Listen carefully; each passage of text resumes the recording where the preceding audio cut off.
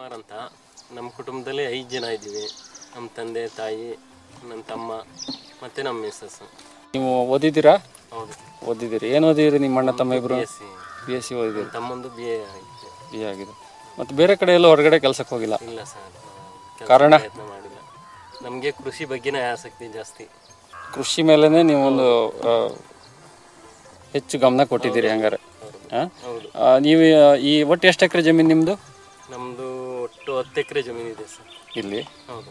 Okay, ಏನೇನು ಮಾಡಿದ್ದೀರಿ ನಿಮ್ಮ ಈ 10 ಎಕರೆ ಜಮೀನಿನಲ್ಲಿ? ಕೃಷಿ ಹೊಂಡ ಮಾಡಿದ್ದೀವಿ, ನೀರಿಗೋಸ್ಕರ. ನೀರಿನ ಅಂದರೆ ಮಳೆ ನೀರನ್ನ ಸದುಪಯೋಗಪಡಿಸ್ಕೊಳ್ಳಿಕ್ಕೋಸ್ಕರ. ಅದರಿಂದ ನೀರು ಬೆಳೆಗೂ ಬಳಸ್ತೀವಿ, ಜೊತೆಗೆ ಬೋರ್ವೆಲ್ಗೆ ಅನುಕೂಲ ಆಗಿದೆ. ಮರುಪೂರಣೆ ಮಾಡಲಿಕ್ಕೆ? ಹೌದು, ಮರುಪೂರ್ಣ ಮಾಡಲಿಕ್ಕೆ. ಎಷ್ಟು ಬೋರ್ವೆಲ್ ಇದೆ ನಿಮ್ಮದು? ಬೋರ್ವೆಲ್ಲು 3 ಇದೆ. 3 ಬೋರ್ವೆಲ್ಲೂ ನೀರು ಬರುತ್ತಾ? ನೀರು ಬರುತ್ತೆ. ಒಟ್ಟು ನಿಮ್ದು ಒಣ ಬೇಸಾಯ ಇಲ್ವೇ ಇಲ್ಲ? ಅಷ್ಟು ನೀರಾವರಿನ? ಬೇಸಾಯ ಸ್ವಲ್ಪ ಇದೆ. ಒಣ ಬೇಸಾಯ ಇದೆ. ಎಷ್ಟು ಎಕರೆ ಒಣ ಬೇಸಾಯ ಇದೆ? 1-2 ಎಕರೆ 3 ಎಕರೆ ಅಷ್ಟು ರಾಗಿ ಬೆಳಿತೀವಿ. ರಾಗಿ ಒಣ ಬೇಸಾಯನೇ, ಮತ್ತೆ ಮಾವಿನ ತೋಟನೂ ಒಣ ಬೇಸಾಯನೇ. ಅದಕ್ಕೆ ನೀರಾವರಿ ಅಳವಡಿಸಿಲ್ಲ. ಈ ಕೃಷಿ ಹೊಂಡ ಮಾಡಿಕೊಳ್ಳಿಕ್ಕೆ ನಿಮಗೆ ನೀವೇ ಸ್ವಂತ ಬಂಡವಾಳ ಹಾಕಿದ್ದೀರೋ ಅಥವಾ? ಇಲ್ಲ, ಪೂರ್ತಿ ಸ್ವಂತ ಬಂಡವಾಳ ನಮ್ದಲ್ಲ. 80% ಸರ್ಕಾರದಿಂದ ಬಂದಿರೋ ಕೃಷಿ ಭಾಗ್ಯ ಯೋಜನೆಯಿಂದ ಹಾಕಿದ್ದೀರಿ. ಎಷ್ಟು ಖರ್ಚಾಗಿದೆ ಇದಕ್ಕೆ? ಖರ್ಚು ಸಾಮಾನ್ಯವಾಗಿ ಒಂದು 90,000ವರೆಗೂ ಆಗಿದೆ. 90,000 ಖರ್ಚಾಗಿದೆ. ಅದರಲ್ಲಿ ಕೃಷಿ ಭಾಗ್ಯ ಯೋಜನೆ ಒಳಗೆ 80% ಅವ್ರದ್ದು ಉಳಿದಿದ್ದು ನೀವು ಹಾಕಿದ್ದೀರಿ. ಎಷ್ಟು ಕುಮಾರ್, ಈ 2 ಪಂಪ್ ಇದೆಯಲ್ಲ ಇಲ್ಲಿ, ಇದು ಯಾತಕ್ಕೆ ಅಂತ ಗೊತ್ತಾಗಿಲ್ಲ. ಅದು ಕರೆಂಟ್ ಇದ್ದಾಗ ಮಾತ್ರ ನಾವು ಕರೆಂಟ್ ಮೋಟ್ರ್ ಬಳಸ್ಕೊತೀವಿ. ಸರಿ. ಕರೆಂಟ್ ಇಲ್ಲದೆ ಇದ್ದಂಥ ಪಕ್ಷದಲ್ಲಿ ಕೆಲವು ಅನಿವಾರ್ಯತೆ ಇದ್ದಾಗ ನಾವು ಡೀಸೆಲ್ ಪಂಪ್ನ ಬಳಸಿ. ಇದು ಡೀಸೆಲ್ ಪಂಪ ಅಲ್ಲಿ ಹೆಸರಾಗಿ ಕಾಣ್ತಾ ಇರೋದು, ಹೇಳ್ತಾ ಇರೋದು? ಹೌದೌದು, ಹಸಿರು ಕಲರ್ ಇರೋದು ಡೀಸೆಲ್ ಪಂಪು. ಎಷ್ಟು ಖರ್ಚಾಗಿದೆ ಅದಕ್ಕೆ? ಅದಕ್ಕೆ ನಮಗೆ 15,000 ಖರ್ಚಾಗಿದೆ. 15,000. ಅದ್ರ ಬೆಲೆ 30,000 ಸಬ್ಸಿಡಿ ಕೊಟ್ಟಿದ್ದಾರೆ ಸರ್ಕಾರದಿಂದ ಕೃಷಿ ಭಾಗ್ಯ ಯೋಜನೆಯಲ್ಲಿ. ಈ ಪಂಪ್ ಇದೆಯಲ್ಲ, ಇದನ್ನು ಕೂಡ ಈ ಕೃಷಿ ಭಾಗ್ಯ ಯೋಜನೆ ಒಳಗೇನೆ ಆಗಿರೋದ? ಇಲ್ಲ, ಇದು ನಿಮ್ಮ ಖರ್ಚಲ್ಲಿ ಹಾಕಿದ್ದು.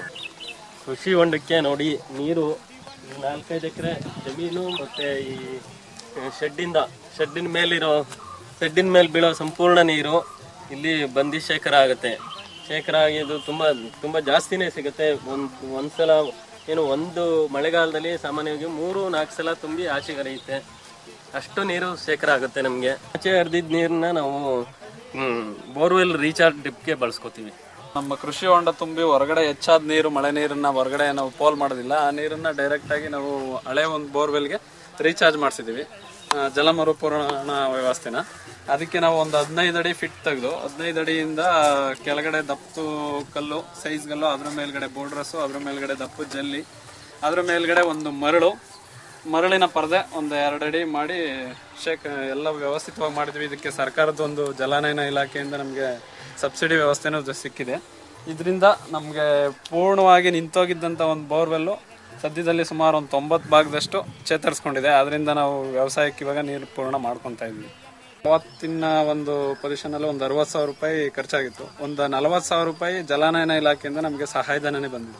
ಈ ಮರುಪೂರಣ ನೀವು ಅಳವಡಿಸ್ಕೊಂಡಿದ್ರಿಂದ ವ್ಯತ್ಯಾಸ ಆಗಿರೋದು ನಿಮ್ಮ ಕೃಷಿನಲ್ಲಿ ಏನಿರ್ಬೋದು ಅಂತ? ಖಂಡಿತ ವ್ಯತ್ಯಾಸ ಆಗಿದೆ. ನಮ್ಗೆ ಆ ಟೈಮಲ್ಲಿ ಇದ್ದಿದ್ದು ಒಂದೇ ಬೋರ್ವೆಲ್ಲು, ಅದರಲ್ಲಿ ಭಾಳ ನೀರು ಕಡಿಮೆ ಆಗಿತ್ತು. ನೀರು ಇವಾಗ ಅದೇ ಬೋರ್ವೆಲ್ಲಿಂದ ಭಾಳ ಒಳ್ಳೆ ನೀರು ತೆಗಿತಾ ಇದ್ದೀವಿ. ಸುಮಾರು ಒಂದು 3 ಎಕರೆಗೆ ಆಗಷ್ಟು ನೀರು ಸದಾಕಾಲ ಬರುತ್ತೆ. ಈ ಬದುಗಳ ಮೇಲೆ ಸಾಲು ಮರಗಳನ್ನ ನೆಟ್ಕೊಂಡಿದ್ದೀವಿ.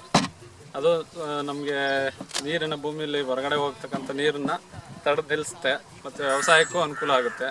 ಮತ್ತು ಮುಂದೊಂದಿನ ನಮಗೆ ವಿಮಾ ಯೋಜನೆ ಥರ ಒಂದು ಅನುಕೂಲ ಕೊಡುತ್ತೆ ಅಂತೇಳಿ ಎಲ್ಲ ಬದುಗಳ ಮೇಲೂ ಸಾಲು ಮರಗಳನ್ನ, ಯಾಬೇವಿನ ಸಸಿಗಳನ್ನ ನೆಟ್ಕೊಂಡಿದ್ವಿ. ಭಾಳ ಬೇಗ ಬೆಳವಣಿಗೆ ಇದೆ. ಮತ್ತು ನಮಗೆ ಮನೆ ಬಳಕೆಗೆ ಆಗೋಂಥ ಹಣ್ಣು ಹಂಪಲು ಮತ್ತು ತರಕಾರಿ ಸೊಪ್ಪು ಇಂಥವನ್ನೆಲ್ಲ ನಾವೇ ಸ್ವಂತವಾಗಿ ಆರ್ಗ್ಯಾನಿಕ್ ಆಗಿ ಬೆಳ್ಕೊತೀವಿ. ಅದು ನಮಗೆ ಆರೋಗ್ಯಕ್ಕೆ ಒಳ್ಳೆಯದು. ಈರುಳ್ಳಿ ಬೆಳೆ ಬೆಳೆದಿದ್ದೀವಿ ನಾವು. ಕೃಷಿಲಿ 3 ತಿಂಗಳು ಬೆಳೆ ಇದು. ಚಿಕ್ಕಬಳ್ಳಾಪುರ ಕಡೆಯಿಂದ ತಿಳ್ಕೊಂಬಂದು ಹಿಂಗೆ ಮುಂದುವರೆದಿರೋ ರೈತರ ಕಡೆಯಿಂದ ಮಾಹಿತಿ ಕಲೆಕ್ಟ್ ಮಾಡಿ ಈರುಳ್ಳಿ ಬೆಳೆ ಹಾಕಿದ್ದೀವಿ. ಇದಕ್ಕೆಲ್ಲ ನಾವು ನೀರು ಹಾಯಿಸೋಕೆ ಹೋಗೋದಿಲ್ಲ, ಎಲ್ಲ ಮೈಕ್ರೋ ಸ್ಪ್ರಿಂಕ್ಲರ್ ವ್ಯವಸ್ಥೆ ಮಾಡಿ ಬೆಳೀತಾ ಇದ್ದೀವಿ. ಭಾಳ ಅನುಕೂಲ. ಇಲ್ಲಿ ನಾವು ನಮ್ಮ ಮನೆಗೆ ಅನುಕೂಲ ಆಗಂತೆ ದಿನಬಳಕೆಗೆ ಬೇಕಾದಂಥ ತರಕಾರಿ ಬೆಳ್ಕೊಂಡಿದ್ದೀವಿ. ಇದು ಗೋಬರ್ ಗ್ಯಾಸ್ ಪ್ಲಾಂಟು. ಇದನ್ನ ನಾವು ಸಾವಯವ ಕೃಷಿ ಯೋಜನೆಯಲ್ಲಿ ಮಾಡಿಸಿದ್ದು. ನಮ್ಮ ಸಂಪೂರ್ಣ ಅಡುಗೆಗೆ ಇದರಲ್ಲೇ ನಾವು ಗ್ಯಾಸ್ನ ಬಳಸ್ತೀವಿ. ಯಾವುದೇ ಅನಿಲ ಗ್ಯಾಸು ನಮ್ಮ ಹತ್ರ ಇಲ್ಲ. 12 ಹಸು ಇದೆ, 4 ಹಸು ಹಾಲು ಕೊಡ್ತವೆ. 4 ಹಸು ಹಾಲು ಕೊಡುವಾಗ 45 ಲೀಟ್ರ್ ಹಾಲು ಆಗ್ತಾಯಿತ್ತು. ಒಂದು ಟೈಮ್ಗೆ 45 ಲೀಟ್ರ್ ಹಾಲು. ಕಸ ಗುಡಿಸೋದು ನಾವು, ಕಲ್ ತೊಳೆಯೋದು ನಾವು, ಗೊಬ್ಬರ ಗ್ಯಾಸ್ ಕಲ್ಸೋದು ನಾವು. ಗೊಬ್ಬರ ಗ್ಯಾಸ್ ಎಲ್ಲ ಗೊಬ್ಬರಕ್ಕೆ ಹೋಯ್ತದೆ. ಗೊಬ್ಬರದಿಂದ ಎಲ್ಲ ಹೊಲ್ಕಾಗ್ತಾಯಿದ್ದೀವಿ. ಪೀಡ್ಸ್ ಹಾಕ್ತೀವಿ ದನಿಗೆ, ಗೊಬ್ಬರ ಇದು ಬೂಸ ಹಾಕ್ತೀವಿ, ಆಮೇಲೆ ಕಡಲೆ ಬೂಸ ಹಾಕ್ತೀವಿ, ಹಿಂಡಿ ಹಾಕ್ತೀವಿ. ದನಿಗೆ ಮೇವು ಇಷ್ಟೆಲ್ಲ ಹಾಕ್ತಾಯಿದ್ದೀವಿ. ವೈದ್ಯ ಹಸುಗಳನ್ನ ಸಾಕೊಂಡ್ರೆ ನಿಮಗೆ ಲಾಭ ಇದೆ ಸರ್. ಲಾಭ ಇಲ್ಲದೆ ಯಾವುದೂ ಮಾಡಲ್ಲ, ಲಾಭ ಇದೆ. ನಿಮ್ಮ ಪ್ರಕಾರ ಒಂದು ಹಸು ಇಟ್ಕೊಂಡ್ರೆ, ನಿಮ್ಮ ಅನುಭವದ ಮೇಲೆ ಹೇಳೋದಾದ್ರೆ, ಒಂದು ವರ್ಷಕ್ಕೆ ಒಂದು ಹಸುವಿನಿಂದ ಎಷ್ಟು ಆದಾಯ ಬರ್ಬೋದು? ಒಂದು 50,000 ಆದರೆ ಅದರಲ್ಲಿ ಒಂದು 25,000 ಖರ್ಚಾಗೋದು. 25,000 ವರ್ಷಕ್ಕೆ ಒಂದು 20-25,000 ದುಡಿಬೋದು. ಒಂದು ಹಸುವಿಂದ ದುಡಿಬೋದು, ಉಳಿತದೆ ಅಂದ್ರೆ ಖರ್ಚೆಲ್ಲ ಹೋಗಿ ಉಳಿಬೋದು. ಅಷ್ಟು ಖರ್ಚು ಎಲ್ಲ ಕಳ್ಕೊಂಡು ಒಂದು 20-25,000 ಜೊತೆ ಕರು ಒಂದು ಸಿಕ್ಕಿರ್ತದೆ, ಅದು ಲಾಭ. ಲಾಭ. ಮೇವಿಗೆ ಏನ್ ಮಾಡ್ಕೊಂಡಿದ್ದೀರಿ ಇದಕ್ಕೆ? ಮೇವಿಗೆ ಹುಲ್ಲು ಹಾಕೊಂಡಿದ್ದೀವಿ, ಸೀಮೆ ಹುಲ್ಲು, ಮುಸ್ಕಿನ ಸೀಮೆ ಹುಲ್ಲು. ಇಷ್ಟೊಂದು ಕೆಲಸ ಮಾಡ್ಲಿಕ್ಕೆ ಜನ ಬೇಕಲ್ಲ ಬಹಳ. ಹೆಂಗೆ ಇದನ್ನ ನಿರ್ವಹಣೆ ಜನ ನಾವು 5-6 ಜನ ಇದ್ದೀವಲ್ಲ. ನಾವು ಇದ್ದೀವಲ್ಲ, 6 ಜನ ಇದ್ದೀವಿ. ನಮ್ಮ ಸೊಸೆ ಇದ್ರು, ಈಗ ಡೆಲಿವರಿಗೆ ಹೋಗವ್ರೆ. ನಾವು ಇದ್ದೀವಲ್ಲ, ಮಾಡ್ಕೊತೀವಿ. 5 ಜನ ಇದ್ದೀವಲ್ಲ. ಇದು ನಮ್ಮ ಭೂಮಿನಲ್ಲಿ ಯಾಬ್ಯಾನ್ ಬೆಳೆಗಳನ್ನು ಬೆಳ್ಕೊಂಡಿದ್ದೀವಿ. ಯಾಬ್ಯಾನ್ ಮರಗಳು ಇದು 3 ವರ್ಷದ ಬೆಳೆ. 3 ವರ್ಷದ ಸುಮಾರು ಒಂದು 8-10 ವರ್ಷದಲ್ಲಿ ಕಟಾವು ಬರುತ್ತೆ. ಈ ಮರಗಳೆಲ್ಲ ಹಾಕೊಳ್ಳೋದ್ರಿಂದ ನಮಗೆ ಯಾವ್ದಾದ್ರು ಒಂದು ಹೆಚ್ಚಿನ ಹಣಕಾಸು ಬೇಕಾದಾಗ ನಮಗೆ ಕಷ್ಟಗಳಲ್ಲಿ ಒಗ್ಗಟ್ಟಲ್ಲಿ ಒಂದು 10-6 ವರ್ಷಗಳಲ್ಲಿ ಒಂದ್ಸರಿ ಮನೆ ಅಂಥದ್ದು ಯಾವ್ದಾರ ದೊಡ್ಡ ಕಾರ್ಯಗಳು ಕೈ ಆಗ್ತವೆ. 16 ಲಕ್ಷ ರೂಪಾಯಿ ಆದಾಯ ಮಾಡಲಿಕ್ಕೆ ಇವೆಲ್ಲ ಸಹಾಯ ಮಾಡ್ತವೆ. ಕೃಷಿ ಭೂಮಿಗಳಲ್ಲಿ ಇದನ್ನು ಮುಖ್ಯವಾಗಿ ನಮ್ಮ ಸುತ್ತ ಹೊಲಗಳ ಸುತ್ತಗಳಲ್ಲಿ ಎಲ್ಲರೂ ಪ್ರತಿಯೊಬ್ಬರು ಹಾಕಬೇಕು. ಖಾಲಿ ಜಾಗದಲ್ಲಿ ಹಾಕ್ತಕ್ಕಂಥ ಯೋಚನೆ ಯಾಕೆ ಬಂತು ಅಂತ. ಇಲ್ಲಿ ಕೋಳಿಗೆ ಸ್ವಲ್ಪ ತಂಪಾದ ವಾತಾವರಣ ಬೇಕಾಗಿರೋದ್ರಿಂದ ಬೇರೆ ಸಸಿಗಳು ನೆಡ್ಬೋದಿತ್ತು. ಆದಾಯಕರವಾಗಿರೋದ್ರಿಂದ ಇದು ಯಾವ್ಯಾವು ಭಾಳ ಬೇಗ ಕಟಾವಿಗೆ ಬರುತ್ತೆ. ಈ ಜಮೀನು ನೋಡಿದರೆ ಸ್ವಲ್ಪ ಗಟ್ಟಿ ಇದೆ, ಇಲ್ಲಿ ಉಳುಮೆ ಮಾಡಿಲ್ಲ. ಆದ್ರೂ ಇಲ್ಲಿ ಬಂದಿದೆಯಲ್ಲ, ಹೇಗೆ ಎಷ್ಟು ವರ್ಷ ಆಯ್ತು ಇದಕ್ಕೆ? 3 ವರ್ಷ ಆಯಿತು. 3 ವರ್ಷ ಆಯಿತು. ಅದು ಇಂಚಿಂದು ನಮ್ಮ ಸೂರ್ಯನ ನೀರೆಲ್ಲ ಅಲ್ಲೇ ಬೀಳೋದ್ರಿಂದ ಅದಕ್ಕೇನು ಅತಿಯಾದಂಥ ಬಿಗಿ ಏನಾಗೋದಿಲ್ಲ. ಭೂಮಿ ಸ್ವಲ್ಪ ತನು ತಗೊಳುತ್ತೆ. ಸೂರ್ಯನ ನೀರು ಬೀಳುತ್ತೆ, ನಾವು ಅಲ್ಲಲ್ಲೇ ಒಂದು ಸುಮಾರು ಅದು ಅಡ್ಡಗಟ್ಟೆ ಮಾಡ್ದಂಗೆ ಮಾಡಿ ನೀರು ನಿಲ್ಲಿಸ್ತೀವಿ ಮಳೆಗಾಲದಲ್ಲಿ. ಹಂಗಾಗಿ ಮರಗಳು ಚೆನ್ನಾಗಿದೆ. ಇಂಥ ಭೂಮಿನಲ್ಲೂ ಇದನ್ನು ತೆಗಿಬೋದಾ? ಬೆಳಿಬೋದು. ಯಾವುದೇ ಬರಡು ಭೂಮಿ ಆದ್ರೂ ಬೆಳಿಬೋದು. ಸ್ವಲ್ಪ ಅಂತರ ಕೊಟ್ಟು ಈ ಬೆಳೆ ಆಗ್ತು ಅಂದ್ರೆ ಒಂದು 10 ವರ್ಷದಲ್ಲಿ ಮರ ಕಟಾವು ಬರುತ್ತೆ. ನೀರಾವರಿ ಭೂಮಿಗಳಾದ್ರೆ ಇನ್ನೂ ಬೇಗ ಕಟಾವು ಬರುತ್ತೆ. ಇದನ್ನ ಬದುಗಳ ಮೇಲೆ ಹಾಕಿದ್ರೆ ನೆರಳಿನ ಸಮಸ್ಯೆ ಆಗಲ್ವಾ ಇದಕ್ಕೆ? ಬದುಗಳ ಮೇಲೆ ಹಾಕಿದ್ರೆ ಸ್ವಲ್ಪ ಎತ್ತರವಾಗಿಬಿಟ್ರೆ ಯಾವುದೇ ನೆರಳಿನ ಸಮಸ್ಯೆ ಆಗೋದಿಲ್ಲ. ಈಗ ಮಾರಾಟ ಮಾಡಿದ್ರೆ ಒಂದೊಂದು ಮರಕ್ಕೆ ಎಷ್ಟು ಹಣ ಬರ್ಬೋದು ನಿಮ್ಗೆ? ಇವಾಗ ಇನ್ನೂ ಸಣ್ಣದಿದೆ. ಅದು ಒಂದು ಸರಿಸುಮಾರು ಒಂದು 8-10 ವರ್ಷ ಇದ್ರೆ ಆವಾಗ ಒಂದು ಮರಕ್ಕೆ ಸರಿಸುಮಾರು ಅಂದ್ರೆ ಒಂದು 10,000 ರೂಪಾಯಿ ಆದಾಯ ತಗೋಬಹುದು. ಈಗ ಎಷ್ಟು ಸಿಗ್ಬೋದು? ಈಗಲೇ ಮಾರಾಟ ಮಾಡಿದ್ರೆ ಇದಕ್ಕೆ ಎಷ್ಟು ಸಿಗ್ಬೋದು? ಒಂದು ಮರಕ್ಕೆ ಮಾರಾಟ ಮಾಡಿದ್ರೆ ಒಂದು ಮರ ಸುಮಾರು 1,000 ಬಾಳ್ಬೋದು ಅಷ್ಟೇ. ಈ ಜಾಗದಲ್ಲಿ ಒಟ್ಟು ಎಷ್ಟು ಮರ ಹಾಕಿದ್ದೀರಿ ನೀವು? ಜಾಗದಲ್ಲಿ ಒಂದು 100-110 ಮರ ಇದೆ. ಆ ಥರ ಅಂದಾಜು ಮಾಡ್ಕೊಂಡು 1 ಲಕ್ಷ ರೂಪಾಯಿನ ಆದಾಯ ಈಗಲೇ ಇದೆ, ಸದ್ಯಕ್ಕೆ ಇದೆ.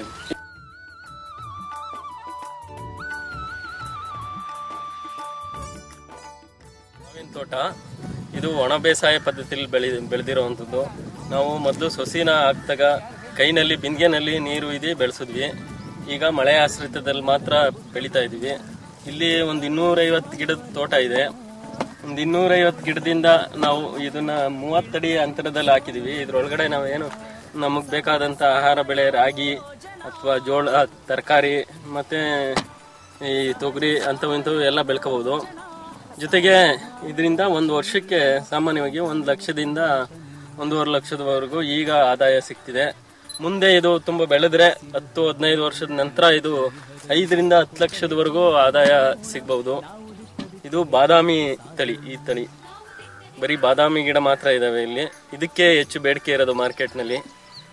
ನೀವಿಬ್ರು, ನಿಮ್ಮ ಮಕ್ಕಳು ಇವರಿಬ್ರು ಯುವಕರಿದ್ದಾರೆ. ಇವತ್ತು ಅವ್ರು ಓದಿದ್ದಾರೆ ಅಲ್ವಾ? ಶ್ರೀನಿವಾಸ್ ಮತ್ತೆ ಕುಮಾರ್ ಇಬ್ರು ಓದಿದ್ದಾರೆ. ಅವ್ರನ್ನ ಕೆಲಸ ಕಳಿಸ್ಬೇಕು ಅಂತ ನಿಮ್ಗೇನು ಅನ್ನಿಸ್ಲಿಲ್ವಾ ಯಜಮಾನ್ರೆ? ನಾನೇನೋ ಕೆಲಸಕ್ಕೆ ಹೋಗ್ಲಿ ಅಂತೇಳಿ ಅಂತ ಇದ್ದೆ. ಆದ್ರೆ ಅವರು ಇಷ್ಟೆಲ್ಲ ಜಮೀನುಗಳು ಮಾಡ್ಕೊಂಡು ಬೇರೆ ನಾವು ಇನ್ನೊಂದು ಕಡೆ ಹೋಗಿ ವ್ಯವಸಾಯ ಮಾಡಬೇಕು, ಬೇರೆ ಇನ್ನೊಂದು ಕಡೆ ಏನು ಮಾಡೋದು ಅಂತೇಳಿ ಅಂದ್ಬಿಟ್ಟು ನಾವು ಕೃಷಿನೇ ಮಾಡ್ತೀವಿ ಅಂತೇಳಿ ಅವರು ಈ ಕೃಷಿ ಚಟುವಟಿಕೆಗೆ ಶುರು ಮಾಡಿಕೊಂಡ್ರು. ಅವ್ರ ಆಸೆ ನಾವೇ ಯಾಕೆ ತಪ್ಪಿಸ್ಬೇಕು ಅಂತೇಳಿ ನಾವು ಸುಮ್ಮನೆ ಇದ್ದೀವಿ. ನಾವು ಈ ಕೃಷಿನಲ್ಲೇನೆ ಒಂದಲ್ಲ ಒಂದು ಕಡೆ ಅಭಿವೃದ್ಧಿ ಹೊಂದಿರತಕ್ಕಂಥ ಮುಂದುವರೆದಿರೋಂಥ ರೈತರುಗಳ ಹತ್ರ ನಾನಾ ವಿಚಾರಗಳನ್ನ ಕಲೆಕ್ಟ್ ಮಾಡಿಕೊಂಡು ಅದನ್ನೇ ನಮ್ಮ ಭೂಮಿಗಳಲ್ಲಿ 10 ಎಕರೆ ಭೂಮಿನಲ್ಲಿ ಒಂದು 6-7ರಿಂದ 8 ಎಕರೆ ಭೂಮಿನ ನೀರಾವರಿ ಮಾಡಿಕೊಂಡು ಒಂದು 2-3 ಬೋರ್ವೆಲ್ ಇದೆ. ಅದನ್ನೆಲ್ಲ ಪ್ರತಿಯೊಂದನ್ನು ಸದುಪಯೋಗ ಪಡಿಸ್ಕೊಂಡು ಇಲ್ಲೇ ಒಂದು ಆರ್ಥಿಕವಾಗಿ ಮುಂದೆ ಬರಬೇಕು ಅನ್ನೋಂಥ ಒಂದು ಆಸೆಯಿಂದ ಎಲ್ಲ ಚಟುವಟಿಕೆಗಳನ್ನ ಮಾಡ್ತಾ ಇದ್ದೀವಿ. ಇದಕ್ಕೆಲ್ಲ ನಮಗೆ ಆರ್ಥಿಕ ನೆರವು ಬಂದು ಕೈ ಸಾಲಗಳನ್ನು ಮಾಡಿದ್ವಿ ಮೊದಲು. ಅದಕ್ಕೆ ಜೊತೆಯಲ್ಲಿ ICICI ಬ್ಯಾಂಕಿಂದ ಲೋನ್ ತಗೊಂಡು ಒಂದು ಪೋಲ್ಟ್ರಿನೂ ಶುರು ಮಾಡಿದ್ವಿ, ಕೋಳಿ ಫಾರಮ್ನು. ಅದು ಆ ಸಾಲಗಳನ್ನೆಲ್ಲ ತೀರಿಸಿದೀವಿ. ಇವಾಗ ಸದ್ಯಕ್ಕೆ ಎಲ್ಲ ಸಾಲಗಳಿಂದ ಮುಕ್ತ. ಎಷ್ಟು ಸಾಲ ಮಾಡಿರ್ಬೋದು ನೀವು ಇಲ್ಲಿವರೆಗೆ? ಸುಮಾರು ನಾವು ಹಿಂದೆ ಮುಂದೆ ಸಾಲ ಮಾಡಿ ತೀರಿಸಿದೀವಿ. ಸುಮಾರು 16 ಲಕ್ಷದ ಮೇಲೆ ಸಾಲ ಮಾಡಿ ತೀರಿಸಿದೀವಿ. ಆದಾಯ ಕೊಡ್ತಕ್ಕಂಥ ಮುಂಗಾರು ಬೆಳೆಗಳ, ಮಳೆ ಆಧಾರಿತ ಬೆಳೆಗಳಾದಂಥ ಉದ್ದಿನ ಬೆಳೆ, ಈ ತೊಗರಿ, ಈ ಥರದ್ದು ಸಣ್ಣ ಪುಟ್ಟ ಕಾಳಿನ ಬೆಳೆಗಳ ಬೆಳೆದ್ರೆ ಅದಕ್ಕೆಲ್ಲ ಒಳ್ಳೆ ಮಾರ್ಕೆಟಿಂಗ್ ಇದೆ.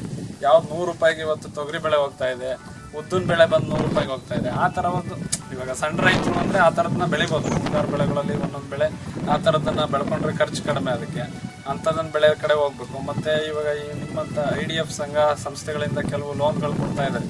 ಅದ್ರ ಮೂಲಕ 1-2 ಸೀಮೆ ಹಸುಗಳನ್ನು ಹೈನುಗಾರಿಕೆಯಲ್ಲೂ ತೊಡಸ್ಕೋಬೇಕು. ಅದನ್ನು ಮಾಡಿ ಸ್ವಲ್ಪ ಹೈನುಗಾರಿಕೆ ರಾಗಿ ಬೆಳೆಯೋದಕ್ಕೂ ಮುಂಗಡವಾಗಿ ಕೆಲವು ನಮ್ಮನ್ನೇ ಮಾಡ್ತಾ ಇದ್ದಾರೆ ಕೆಲವು ಸಣ್ಣ ರೈತರು. ಈ ಉದ್ದು ಬೆಳೆಯೋದು, ಎಳ್ಳು ಬೆಳೆಯೋದು, ಈ ಥರದ್ದೆಲ್ಲ ಬೆಳೆಗಳಿಗೆ ಸುಮಾರು 60-70 ರೂಪಾಯಿ ಮೇಲೆ KGಗೆ ಬೆಲೆ ಸಿಗ್ತಾ ಇದೆ. ಆ ಥರದ ಬೆಳೆಗಳನ್ನು ಇಟ್ಕೋಬೇಕು. ಅದನ್ನು ಹಿಂಗಾರು ಬೆಳೆಗಳಲ್ಲಿ ಕೆಲವರು ಉಳ್ಳಿ ಆ ಥರದ್ದು ಈ ಥರದ್ದು 2-3 ಬೆಳೆ ಏನಾದ್ರು ಬೆಳಿಬೇಕು. ಬರೀ ಒಣ ಬೇಸಾಯ ಆದ್ರೂ ಸುಮ್ಮನೆ ಇಲ್ದಲೆ 1-2 ಬೆಳೆನಾದರೂ ಮಾಡಿದ್ರೆ ಅವ್ರಿಗೆ ಯಾವ್ದಾರ ಒಂದರಲ್ಲಿ ಆದಾಯ ಸಿಗುತ್ತೆ. ಮತ್ತು ಜೊತೆಗೆ ಹೈನುಗಾರಿಕೆಯನ್ನು ರೂಢಿಸ್ಕೋಬೇಕು. ಅದನ್ನೆಲ್ಲ ಮಾಡಿಕೊಂಡು ಆರ್ಥಿಕವಾಗಿ ಒಂದು ಸ್ವಲ್ಪ ಸಬಲೀಕರಣದ ಕಡೆ ಬರಬೇಕು. ಅದನ್ನು ಬಿಟ್ಟು ಆತ್ಮಹತ್ಯೆ ಮಾಡ್ಕೊಳ್ಳೋವಂಥದ್ದು ತಪ್ಪು. ನಾವು ದಿಟ್ಟ ಹೆಜ್ಜೆ ಇಟ್ಟು ಸಾಗೋಣ, ನಾವು ದಿಟ್ಟ